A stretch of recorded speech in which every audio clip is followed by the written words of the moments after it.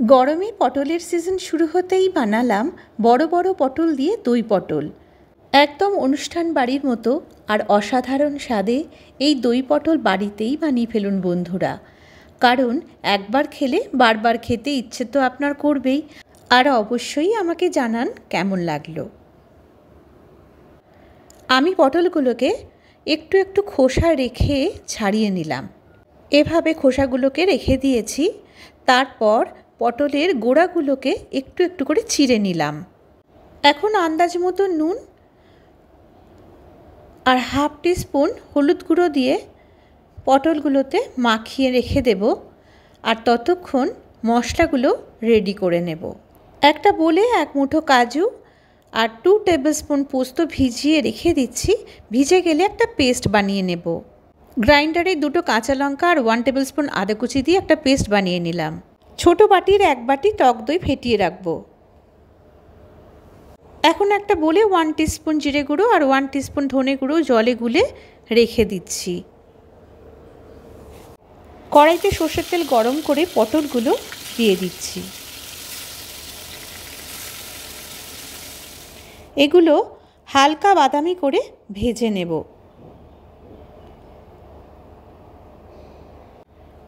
পটলগুলো এরকম অবস্থায় তুলে নেব। তুলে ওই তেলেই 1 টেবিলস্পুন ঘি মেশালাম। ফোড়নে দিচ্ছি 2টো তেজপাতা, কিছু থেতো করা গরম মশলা, হাফ টিস্পুন গোটা জিরে। কিছুক্ষণ ভেজে নেব। ঘিতে তেজপাতা, গোটা গরম মশলা, জিরে সব মিশিয়ে একটা খুব সুন্দর গন্ধ বেরিয়ে গেলে এর মধ্যে দেব আদা আর কাঁচা লঙ্কার পেস্টটা। একদম লো হিটে মশলাগুলো ভাজবো। এখন দিচ্ছি আন্দাজ মতো নুন আর হাফ টিস্পুন হলুদ গুঁড়ো। কিছুক্ষণ নাড়াচাড়া করে জিরে গুঁড়ো আর ধনে গুঁড়োর মিক্সচারটা দিয়ে দিলাম। সব মশলাগুলোর কাঁচা গন্ধ না যাওয়া অবধি লো হিটে ভেজে নেব। মশলাগুলো সব ভাজা হয়ে গেছে। এখন দিচ্ছি কাজু আর পোস্তর পেস্টটা। যেহেতু কাজু আছে তাই বেশিক্ষণ ভাজবো না, 2-3 মিনিট ভেজে নিলাম। এবারে ভাজা পটলগুলো দিয়ে দিলাম। পটলগুলোর সাথে সব মশলাগুলো ভালো করে মিশিয়ে আস্তে আস্তে নাড়াচাড়া করে নেব।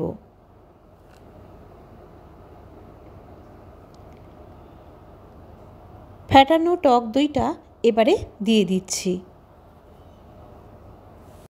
আবার কিছুক্ষণ নাড়াচাড়া করে নেব। 1 টেবিলস্পুন চিনি দিলাম। যদি দইটা বেশি টক হয় তাহলে আপনারা আপনাদের স্বাদ অনুযায়ী চিনি মেশাবেন বন্ধুরা। 1 টিস্পুন লঙ্কার গুঁড়ো দিলাম। এবারে সব মশলা দেওয়া হয়ে গেছে। কিছুক্ষণ নাড়াচাড়া করে আমি জল দিয়ে দেব। যেহেতু দই পটল বেশ মাখামাখাই খেতে ভালো লাগে তাই পটল সেদ্ধ হওয়ার মতোই জলটা মেশালাম। এবারে একটা ঢাকা দিয়ে পটলটা 5 মিনিট মতো সেদ্ধ করে নেব। বন্ধুরা একদম মাখা মাখা দই পটল কিন্তু হয়েই এসেছে। পটলগুলোও সেদ্ধ হয়ে গেছে। হাফ টিস্পুন গরম মশলা গুঁড়ো দিলাম আর দিলাম ঘি, যা নামাবার আগে দিলে এই দই পটলের টেস্টে একটা আলাদা মাত্রা এনে দেবে।